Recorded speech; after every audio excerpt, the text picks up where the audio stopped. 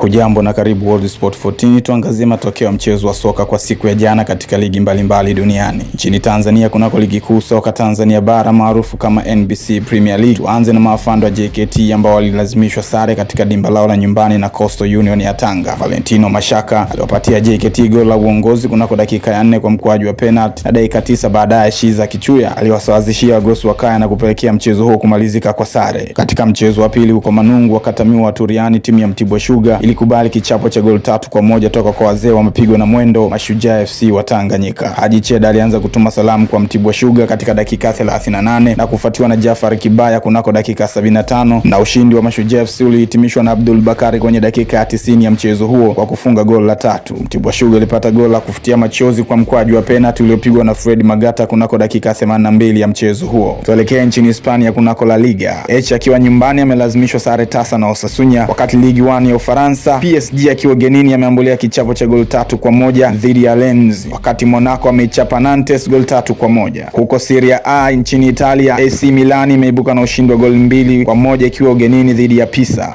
Na huko England kunako michuano FA Cup, Chelsea ameibuka na ushindi mnono wa goli 4-0 dhidi ya Hull City, na Wrexham wakiwa nyumbani ameweza kushinda ushindi mwembamba wa goli 1-0 mbele ya Ipswich.